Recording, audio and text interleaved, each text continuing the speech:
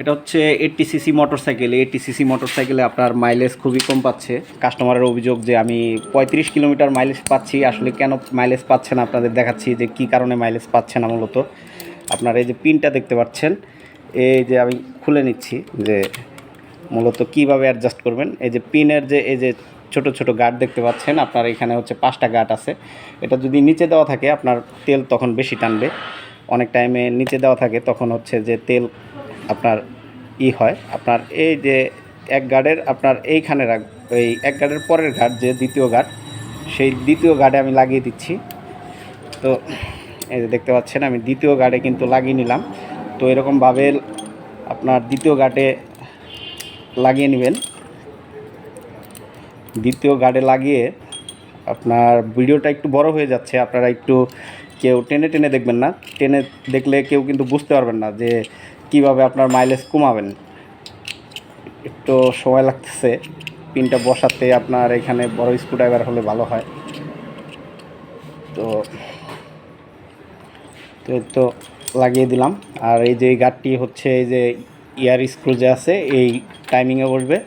তো টাইমিংয়ে বসে আপনার হচ্ছে এটা লাগিয়ে আপনার হচ্ছে যে এই আপনার এটা ফুললি টাইট দিবেন। ফুললি টাইট দিয়ে বাইক স্টার্ট দিয়ে আপনার হচ্ছে যেইখানে আপনার হাফ পেস করে লুজ দিবেন। লুজ দিয়ে যেখানে হচ্ছে টাইট থাকে সেই জায়গায় আপনার রেখে দিবেন। তারপর হচ্ছে যেখানে টাইট থাকে বলতে যেখানে রেঞ্জ বেড়ে যাবে, বেড়ে যাওয়ার পরে যেখানে থাকবে ওইখানে হচ্ছে রেখে দিবেন। তাহলে আপনার মাইলেজ অ্যাকুরেট পাবেন। যেখানে রেঞ্জ বেড়ে যাবে আপনার হাফ প্যাসে লুজ করবেন। হাফ প্যাসে লুজ করলে দেখবেন যে অ্যাকুরেটলি পাচ্ছেন।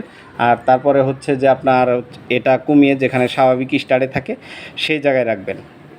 তো আশা করি আপনারা মাইলেজ কিভাবে কমায় সেটা বিষয়টা বুঝতে পারছেন। আর একটি কথা, এর পূর্বে কিন্তু আপনার এইখানে এই যে দেখতে পাচ্ছেন এটা কিন্তু এয়ার ক্লিনার। এই এয়ার ক্লিনার ফোম অনেক টাইমে জাম থাকে। আপনার এইখানে হচ্ছে আপনার এই যে এদিক দিয়ে এখান দিয়ে বাতাস নেয়। এটার ভিতরে একটা কাগজের ফোম আছে। 80 সিসি বাইক এটা। আপনার এই কাগজের ফোম অনেক টাইমে ময়লা হয়ে যায়। এটা মূলত 1000 কিলো পর পর আপনার ওয়াশ করে দেই আমরা। 1000 কিলো পর পর 80 সিসিতে আর ওয়াশ করা হয় না। এটা দেখা যায় 7-8 হাজার এরকম চলে যায়। এরকম চলার পরে আপনার এখানে একদম জাম হয়ে যায়। যদি জাম হয়ে যায় তাহলে এটা চেঞ্জ করে দিতে হবে। আর এটা মূলত হচ্ছে 7-8 হাজার কিলো পর্যন্ত আপনার যদি এর বেশি চলে তাহলে দেখা যাবে ওখানে জাম হয়ে যাবে। জাম হওয়ার কারণে আপনার মাইলেজ খুবই কমে যাবে। তো ওই আপনার যেটি কার্বোরেটর দেখাইলাম এটির পূর্বে আপনার অবশ্যই এয়ার ফিল্টার পরিষ্কার আছে কিনা সেই বিষয়টা আগে দেখে নেবেন। সেই বিষয়টা যদি না দেখে আপনারা আপনার কার্বোরেটর অ্যাডজাস্ট করেন তাহলে কিন্তু আপনার মাইলেজ অ্যাকুরেট থাকবে না। আর যতই আপনার মাইলেজ কমান মাইলেজ কমবে না। আপনার এয়ার ফিল্টার পরিষ্কার করতে হবে অথবা চেঞ্জ করে দিতেই হবে। তাহলে আপনার মাইলেজ ঠিক থাকবে। আপনার 60 থেকে 65 কিলোমিটার মাইলেজ পাবেন এই বাইকে।